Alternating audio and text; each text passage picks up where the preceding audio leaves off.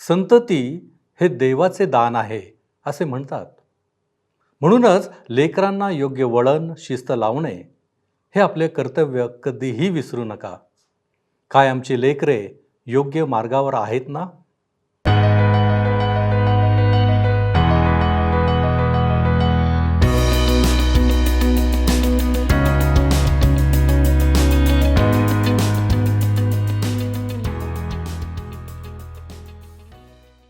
प्रभू येशू ख्रिस्ताच्या मधुर नावात आपणास सलाम.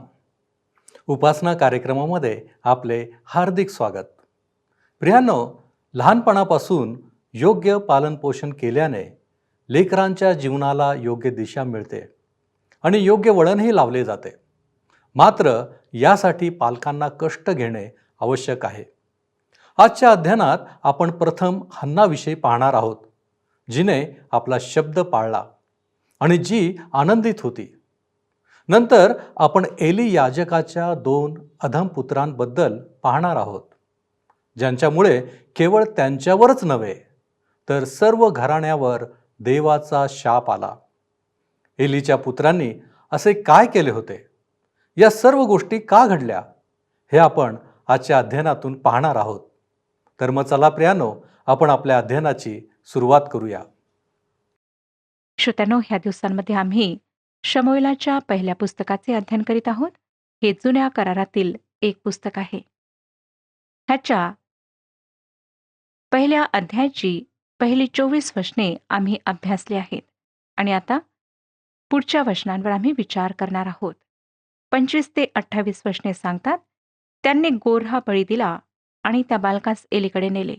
तेव्हा हन्ना म्हणाली, माझे स्वामी, आपल्या जीविताची शपथ माझे स्वामी, जी स्त्री आपल्याजवळ येथे उभी राहून परमेश्वराची प्रार्थना करीत होती, तीच स्त्री मी आहे. याच बालकासाठी मी प्रार्थना करीत होते. परमेश्वराकडे जे मागणे मी केले ते त्याने मला दिले आहे. तसेच मीही या बालकास परमेश्वराच्या स्वाधीन केले आहे. तो परमेश्वरास आमरण दिला आहे. तेव्हा एल्कानाने तेथे परमेश्वराची आराधना केली. ह्या ठिकाणी आम्हाला दिसतं श्रोत्यानो, की जे वचन परमेश्वराने हन्नाला दिले होते ते वचन पूर्ण झाले आणि हन्नाने जे परमेश्वराला वचन दिले होते, जी प्रतिज्ञा तिने केली होती, ती ह्या ठिकाणी पूर्ण करीत आहे. तिने त्या एकुलत्या एक पुत्राला परमेश्वराकरिता अर्पण करण्याचे वचन दिले होते आणि ते वचन पूर्ण करीत आहे. माझ्या बहिणींनो, लक्षात घ्या की जेव्हा आपणाला अनेक वर्षे अपत्य होत नाही आणि बऱ्याच वर्षानंतर जेव्हा परमेश्वर आपणाला आशीर्वादित करतो, तेव्हा इतकं सोपं नाही की इतक्या वर्षानंतर झालेल्या बाळाला परमेश्वराकरिता पूर्णपणे देऊन देणे. परंतु हन्नाने ही गोष्ट पूर्ण केली. तिने मोठ्या आनंदाने त्या बालकाला परमेश्वराच्या स्वाधीन केले. आता आपण दुसऱ्या अध्यायाकडे वळत आहोत. ह्या अध्यायामध्ये हन्नाने केलेली धन्यवादाची प्रार्थना आणि एलीची दुष्ट मुले ह्यांच्याविषयी आम्हाला पाहायला मिळतं. हन्नाची जी धन्यवादाची आभार प्रदर्शनाची प्रार्थना आहे, ती भविष्यसूचक आहे. जेव्हा ती पहिल्यांदा मसीहाविषयी उल्लेख करते. एलीची जी मुले होती ती दुष्ट आणि अधम होती आणि याजकाच्या रूपात कार्य करण्यास अयोग्य होती. ज्याच्या नावाचा उल्लेख आम्हाला वचनामध्ये सापडत नाही, असा एक संदेष्टा येऊन एलीला चेतावणी देतो की महायाजकाच्या रूपात परमेश्वर आता त्याच्या घराण्याला राहू देणार नाही, परंतु तो एक विश्वासयोग्य याजक निर्माण करणार आहे. श्रोत्यांनो, पवित्र वचनातील महत्वाच्या प्रार्थनांपैकी ही एक फार महत्वाची प्रार्थना आहे. शमूएलाचे पहिले पुस्तक 2 अध्याय आणि पहिलं वचन सांगतं, हन्ना हिने प्रार्थना केली तीही, परमेश्वराच्या ठाई माझे हृदय उल्हासत आहे. परमेश्वराच्या ठाई माझा उत्कर्ष झाला आहे. माझे मुख माझ्या शत्रूंविरुद्ध उघडले आहे, कारण तू केलेल्या उद्धाराने मला आनंद होत आहे. श्रोत्यांनो, ह्या वचनांमध्ये आम्हाला दिसतं की ती शक्तीविषयी बोलत आहे. हन्ना म्हणते तिची शक्ती, पण खऱ्या अर्थाने ती म्हणते की प्रभूमध्ये माझी शक्ती. परमेश्वराने तिला पुत्र संतान दिले आहे, म्हणून ती अतिशय आनंदात आहे. तिची कूस बंद होती, त्यामुळे तिची सवत तिला चिडवीत असे, पण त्यावर तिला विजय मिळाला होता. परमेश्वराने तिचा होणारा अपमान तिची निंदा दूर केली होती आणि आता ती तिच्या या पाप विमोचनामुळे आनंदित आहे. तिला सुटका प्राप्त झाली होती. श्रोत्यानो, ह्याआधी मी बरेचदा उल्लेख केला की उद्धार किंवा पाप विमोचन हे 3 काळांमध्ये होते. एक भूतकाळ, वर्तमान काळ आणि तिसरा भविष्यकाळ. आम्ही सोडविल्या किंवा वाचविल्या गेलो आहोत. योहान शुभवर्तमान 5 अध्याय आणि 24 वचन सांगतं, मी तुम्हाला खचित खचित सांगतो, जो माझे वचन ऐकतो आणि ज्याने मला पाठविले त्याच्यावर विश्वास ठेवतो, त्याला सार्वकालिक जीवन प्राप्त झाले आहे आणि त्याच्यावर न्यायाचा प्रसंग येणार नाही. तो मरणातून जीवनात पार गेला आहे. ह्याचाच अर्थ श्रोत्यानो, की परमेश्वराने येशू ख्रिस्ताच्या मृत्यूद्वारे आम्हाला पापाच्या अपराधी भावनेपासून सोडवले आहे. हे नीतिमान ठरवणे आहे आणि हा भूतकाळ आहे. आता दुसरी गोष्ट, परमेश्वर आम्हाला पापाच्या प्रदूषणापासून सोडवतो, जे एक वर्तमान सोडवणूक आहे. आम्ही सोडवल्या जात आहोत. ही सोडवणूक दैहिक उणीवतेपासून आहे. दैहिक पाप, मनातील कुविचार आणि दैहिक इच्छा ही वर्तमान काळात घडून येणारी सोडवणूक आहे, ज्याविषयी हन्ना बोलत आहे. हे पवित्रीकरण आहे आणि हे वर्तमान काळात होत राहते. तिसरी गोष्ट, शेवटी भविष्य काळात मृत्यूपासून आमची सुटका होणार आहे. श्रोत्यानो, शारीरिक मृत्यूपासून नाही, परंतु आध्यात्मिक मृत्यूपासून. योहानाचे पहिले पत्र 3 अध्याय आणि 2 वचन सांगतं, प्रियजन हो, आपण आता देवाची मुले आहो आणि पुढे आपण काय हो हे अजून प्रगट झालेले नाही, तरी तो प्रगट होईल तेव्हा आपण त्याच्यासारखे होऊ. हे आपल्याला माहीत आहे, कारण जसा तो आहे तसाच तो आपल्याला दिसेल. श्रोत्यानो, ही भविष्यातली सोडवणूक आहे. आम्ही सोडवल्या जाणार आहोत आणि हे गौरवयुक्त, महिमावान असे राहणार आहे, जो एक भविष्य काळ आहे. आम्ही सोडवल्या गेलो आहोत, सोडवल्या जात आहोत आणि सोडविल्या जाणार आहोत. हन्ना तिच्या उद्धारामध्ये, तारणामध्ये फार आनंद मानत आहे. आपणाला योनाने काय म्हटले हे माहीत आहे काय? योनाचे पुस्तक 2 अध्याय 9 वचनात वाचूया. तारण परमेश्वरापासून होते. स्तोत्रकार सुद्धा पुन्हा पुन्हा ह्याची पुनरावृत्ती करतो की तारण परमेश्वरापासून होते. तारणाचे जे महान सत्य आहे ते म्हणजे तारण परमेश्वराच्या कृपेने प्राप्त होते. आम्ही त्याच्या कृपेने नीतिमान ठरलो आहोत. मुफ्त किंवा विनामूल्य, फुकट म्हणजे काही न देता, काही कारण नसताना परमेश्वराने आमचे तारण केले आहे. तारण देण्यासारखे आमच्यामध्ये परमेश्वराला काहीच आढळले नाही. कुठला चांगुलपणा दिसला नाही, कुठलीच योग्यता दिसली नाही, परंतु त्याच्या कृपेने त्याने आमचे तारण केले आहे. त्याचे स्पष्टीकरण त्याच्या स्वतःमध्येच त्याला सापडले आणि ते म्हणजे तो आमच्यावर प्रीती करतो. आता आपण 2 वचन वाचूया. परमेश्वरासारखा पवित्र कोणी नाही, कारण तुझ्याशिवाय कोणी नाहीच. आमच्या देवासारखा दुर्ग कोणी नाही. श्रोत्यानो, जुन्या करारात परमेश्वराला खडक म्हणण्यात आले आहे. नवीन करारात प्रभू येशू ख्रिस्ताला पेत्राचे पहिले पत्र 2 अध्याय आणि 6 वचनामध्ये मूल्यवान अशी कोनशिला म्हणण्यात आले आहे. मत्ते शुभवर्तमान 16 अध्याय आणि 18 वचनात येशू ख्रिस्ताने स्वतःबद्दल म्हणताना म्हटले, ह्या खडकावर मी आपली मंडळी रचीन. ज्या खडकावर हन्नाने भरोसा ठेवला तो तोच खडक आहे, ज्यावर आम्ही भरोसा ठेवतो. श्रोत्यानो, आमच्या परमेश्वरासारखा कोणताच खडक नाही. 3 वचन, गर्वाने एवढे फुगून आता बोलू नका, तुमच्या मुखातून उन्मत्तपणाचे भाषण न निघो, कारण परमेश्वर ज्ञाता देव आहे, तो सर्व कृती तोलून पाहतो. जेव्हा आम्ही प्रार्थनेत परमेश्वराच्या जवळ येतो, तेव्हा आम्हाला फार खबरदार राहायचे आहे. आमचा घमंड किंवा आमचा गर्व मधात येऊन अडथळा बनायला नको. स्वतःची दुर्बलता आम्ही ओळखून, अपुरेपणा ओळखून, अयोग्यता ओळखून आम्ही घ्यायला हवी. खरे पाहिले तर श्रोत्यानो, आमचा परमेश्वरावर काहीच जोर नाही. कधी कधी आम्ही लोकांना असं म्हणताना ऐकतो की परमेश्वर माझी प्रार्थना का ऐकत नाही किंवा त्याने का ऐकली नाही, त्याने का ऐकावी बरे? तुमचा त्याच्यावर अधिकार आहे काय? जर तुम्ही येशू ख्रिस्ताला तारणारा म्हणून स्वीकारले आहे, तर फार अद्भुत आणि चमत्कारिक असा अधिकार परमेश्वरावर आपला प्राप्त झालेला आहे. येशू ख्रिस्ताच्या पवित्र नावात आम्ही परमेश्वराजवळ जाऊ शकतो, त्याच्याजवळ मागू शकतो. त्याची लेकरे होण्याच्या नात्याने तो अधिकार, तो हक्क आम्हाला प्राप्त होतो. तरी सुद्धा आम्हाला हे स्मरणात ठेवायचे आहे की आमच्या प्रार्थना त्याच्या इच्छेनुसार असायला हव्यात. 4 ते 6 वचने. शूरवीरांची धनुष्ये भंगून गेली आहेत. जे लटपटत होते त्यांच्या कमरेस बलरूप कमरबंध चढविला आहे. जे पोटभर खात होते ते अन्नासाठी मोलमजुरी करीत आहेत. जे क्षुधित होते त्यास आता आराम प्राप्त झाला आहे. वंदेला 7 मुले झाली आहेत. बहुपुत्रवती क्षीण झाली आहे.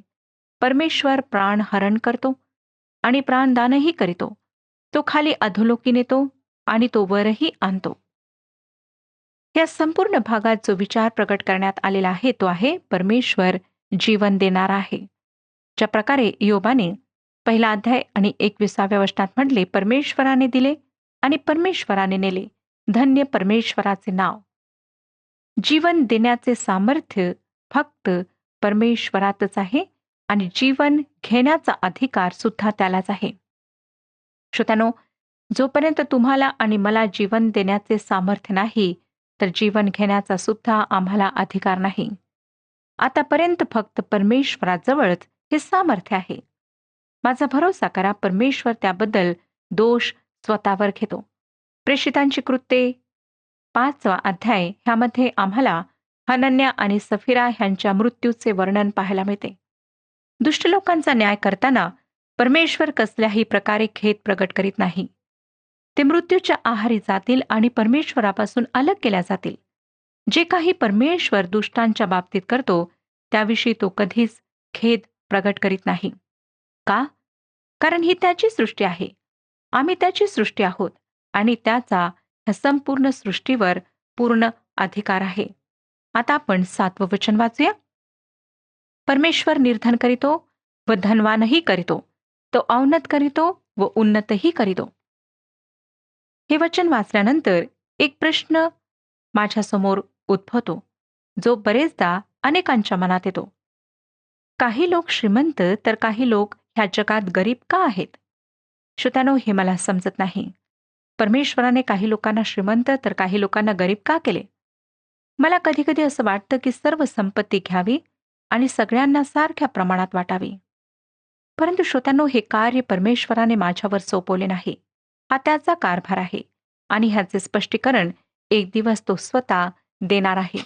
8 आणि 9 वचने सांगतात, तो कंगालास धुळीतून उठवितो, दरिद्र्यास उकिरड्यावरून उचलून उभे करीतो. म्हणजे मग ते सरदारांच्या शेजारी बसतात आणि वैभवी सिंहासन त्यास प्राप्त होते. कारण पृथ्वीचे आधारस्तंभ परमेश्वराच्या हातचे आहेत, त्यावर त्याने दुनिया ठेविली आहे. तो आपल्या भक्तांची पावले सांभाळील, पण दुष्ट अंधारात स्तब्ध पडून राहतील, कारण कोणीही मानव आपल्याच बलाने विजयी होणार नाही. श्रोत्यानो, मानव स्वतःच्या प्रयत्नाने, शक्तीने, सामर्थ्याने काहीच करू शकत नाही. आणि हे तथ्य आज आम्हाला समजून घ्यायचे आहे की फक्त पवित्र आत्म्याच्या शक्तीने आम्ही परमेश्वराकरिता काही करू शकतो. आम्ही त्याच्यावर भरोसा ठेवायला शिकायला हवे. 10वं वचन, परमेश्वराशी झगडणाऱ्यांचा चुराडा होईल. तो त्यांच्यावर आकाशातून गरजेल. परमेश्वर पृथ्वीच्या दिगंतापर्यंत न्याय करील. तो आपल्या राजास बल देईल. तो आपल्या अभिषिक्ताचा उत्कर्ष करील. पवित्र वचनातील महत्वाच्या वचनांपैकी हे एक वचन आहे. आणि हे पहिले वचन आहे श्रोत्यानो, ज्यात मसीहा ह्या शब्दाचा अर्थात अभिषिक्त मसीहा हा प्रयोग करण्यात आलेला आहे. अभिषिक्त मसीहा हा इब्री शब्द आहे, ज्याचे भाषांतर ग्रीक नवीन करारात ख्रिस्टॉस असे आहे, जे इंग्लिशमध्ये क्राइस्ट असे आहे. हा येशू ख्रिस्ताला दिलेला मथळा आहे. परमेश्वर इस्रायलमध्ये राज्य स्थापित करण्यास तयारी करीत आहे. इस्रायलने ईश्वर सत्ताक राज्य पद्धती धिक्कारली आहे. आता परमेश्वर त्यांना एक राजा देणार आहे. 11वं वचन, नंतर एल्काना रामा येथे आपल्या घरी गेला आणि तो बालक एली याजकाच्या नजरेखाली परमेश्वराची सेवा करू लागला. हे वाचून आपणाला असं वाटत असेल की शमूएल आता फार सुरक्षित अशा जागी आलेला आहे, कारण ते परमेश्वराचे मंदिर होते. परंतु श्रोतांनो, खेदाने सांगायचे म्हणजे ही जागा तशा प्रकारची नव्हती. 12वं वचन पहा काय सांगतं. एलीचे पुत्र अधम होते, त्यांना परमेश्वराची ओळख नव्हती. अर्थात ते सैतानाचे पुत्र होते. ते परमेश्वराच्या कृपेने वाचलेले नव्हते. येथे ते याजकाचे पुत्र होते. परमेश्वराच्या मंदिरात राहत असत आणि सेवा करीत असत. पुष्कळसे माता पिता आहेत जे आपल्या लेकरांना चांगल्या शाळेत शिकायला पाठवतात, चांगल्या ठिकाणी शिकायला पाठवतात आणि त्यांना असं वाटतं की त्या ठिकाणी आमची लेकरे सुरक्षित आहेत. श्रोत्यांनो, लक्षात घ्या की ह्या जगातील कुठलेच स्थान सुरक्षित नाही, परंतु परमेश्वर आमच्या लेकरांचा रक्षण करणार आहे. जेव्हा आम्ही त्याच्याजवळ मनापासून प्रार्थना करतो, आमच्या लेकरांना प्रभू येशू ख्रिस्ताच्या रक्ताखाली, आवरणाखाली आम्ही परमेश्वराजवळ प्रार्थना करतो की त्याने ठेवावे, तेव्हा तो आमच्या लेकरांची रक्षा करतो. परंतु कुठल्याही प्रकारे आम्ही असं समजू नये की जगातल्या ह्या ठिकाणी आमची लेकरे सुरक्षित राहतील. सैतान प्रत्येक ठिकाणी आमच्या लेकरांच्या जीवनामध्ये कार्य करण्याकरिता सतर्क असतो. म्हणून आपल्या लेकरांसाठी प्रतिदिवशी फार कळकळीची प्रार्थना करा की देवाने त्यांना सैतानापासून, सैतानाच्या आक्रमणांपासून वाचवावे. 13 ते 16 वचने.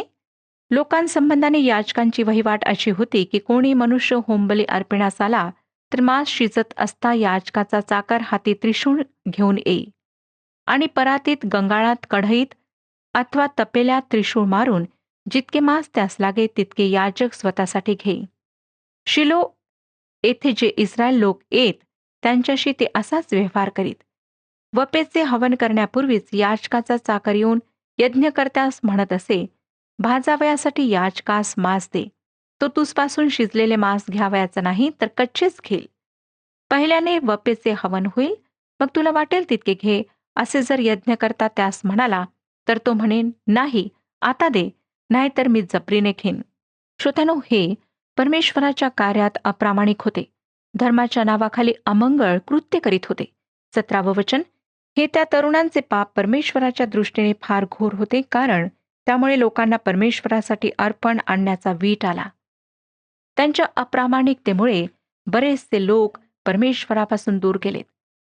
इस्रायलांनी स्वतःच्या डोळ्यांनी पाहिले होते की एलीचे पुत्र मंदिरात काय काय करतात. त्यामुळे परमेश्वराजवळ येण्याऐवजी ते परमेश्वरापासून दूर जात होते. त्यांना ठोकर लागत होती. नंतर पुढची वचने पहा काय सांगतात. 18 आणि 19. शमूएल बाळ सणाचे एफोद धारण करून परमेश्वराची सेवा करीत असे. त्याच्याही त्याच्यासाठी एक लहानसा झगा तयार करी आणि दरवर्षी आपल्या पतीबरोबर वार्षिक यज्ञ करावयास येई. त्यावेळी त्याला तो देत असे. आम्हाला आता शमूएल मंदिरामध्ये आढळतो. जेव्हा शमूएल एलीच्या अप्रामाणिक बिघडलेल्या मुलांच्या संगतीत वाढत होता, तेव्हा त्याची आई हन्ना त्याला विसरलेली नव्हती. तिचे त्याच्यावर प्रेम होते. तिने परमेश्वराला वचन दिले होते की ती त्याला त्याच्याकरिता अर्पित करील आणि ते वचन तिने पाळले होते. प्रत्येक वर्षी ती त्याच्याकरिता एक झगा तयार करीत असे. ह्यासारखी श्रोत्यानो कुठलीच प्रेमाने भरलेली आणि कोमल अशी गोष्ट नाही की स्वतःच्या लेकरांसाठी स्वतःच्या हाताने कपडे शिवणे, त्यांच्याकरिता भोजन तयार करणे. आता आपण 20 आणि 21 वचने वाचूया. एलीने एल्काना व त्याची स्त्री यास असा आशीर्वाद दिला की तुम्ही मागून घेतलेला परमेश्वराच्या स्वाधीन केला, त्याबद्दल परमेश्वर तुला या स्त्रीपासून संतती देऊ. मग ती उभयता आपल्या घरी गेली आणि परमेश्वराने हन्नेवर अनुग्रह केला व ती गर्भवती होऊन तिला 3 पुत्र व 2 कन्या झाल्या. इकडे शमूएल बाळ परमेश्वरासमोर वाढत गेला. श्रोत्यानो, परमेश्वराची हन्नावर कृपा होती आणि तिला दुसरी 5 मुले झाली. परंतु ती शमूएलाला त्या सर्व वर्षांमध्ये विसरली नाही. प्रत्येक वर्षी तिने त्याच्याकरिता कोट तयार केला. मंदिरातल्या दूषित वातावरणामध्ये सुद्धा शमूएल परमेश्वराच्या उपस्थितीत वाढत होता. 22 वचन. एली फार वृद्ध झाला होता. त्याच्या पुत्रांनी सगळ्या इस्रायल लोकांशी कसकसा व्यवहार केला आणि दर्शन मंडपाच्या दाराशी सेवा करीत असलेल्या स्त्रियांशी त्यांनी कसे कुकर्म केले, हे सर्व त्याच्या कानावर आले. एली ह्या ठिकाणी आपल्या मुलांना धिक्कारतो आणि परमेश्वर त्यांचा न्याय करतो. एली आपल्या मुलांचा फालतू लाड करणारा होता. त्यांना शिक्षा करणे, त्यांना वळण लावणे हे त्याच्याकडून झाले नाही. 23 आणि 24 वचने सांगतात. तेव्हा तो त्यास म्हणाला, तुम्ही असली कर्मे का करिता? तुमची कुकर्मे या सर्व लोकांकडून माझ्या कानी आली आहेत. माझ्या मुलांनो, असे करू नका. माझ्या कानावर जो बोभाटा येत आहे तो काही ठीक नाही. तुम्ही परमेश्वराच्या प्रजेकडून पातक करवित आहात. त्यांना रागवायच्या ऐवजी, शिक्षा करण्याच्या ऐवजी तो फक्त साध्या शब्दांनी त्यांना उपदेश करण्याचा प्रयत्न करीत आहे. 25 आणि 26 वचने, कोणी मनुष्याने दुसऱ्या मनुष्याचा अपराध केला तर न्यायाधीश त्याचा न्याय करेल, पण कोणी परमेश्वराविरुद्ध पातक केले तर त्याची वकिली कोण करेल? तरी पण ते आपल्या पित्याचा शब्द ऐकेत ना, कारण देवाला त्यास मारून टाकावयाचे होते. इकडे शमूएल बाळ हा वाढत गेला. परमेश्वर व मानव त्याच्यावर प्रसन्न होते. लक्षात घ्या श्रोत्यानो, की त्या ठिकाणी शमूएल एक लहान मुलगा होता आणि तो परमेश्वराची भीती बाळगून आपलं जीवन कंठित होता. परमेश्वर व मानव दोन्ही त्याच्यावर प्रसन्न होते. परंतु एली जो याजक होता, त्याची लेकरे मात्र परमेश्वरापासून दूर होती. 27 आणि 28 वचने सांगतात, मग देवाचा एक मनुष्य एलीकडे जाऊन म्हणाला, परमेश्वर असे म्हणतो, तुझ्या मूळ पुरुषाचे कुटुंब मिस्रात फारोच्या घरी दास्य करीत होते, तेव्हा त्यास मी प्रगट झालो होतो की नाही? तसेच त्याने माझा याजक व्हावे, माझ्या वेदीवर यज्ञ करावे, धूप जाळावा आणि माझ्यासमोर एफोद ल्यावे म्हणून इस्रायलाच्या सर्व वंशातून त्यास मी निवडून नेमिले होते की नाही?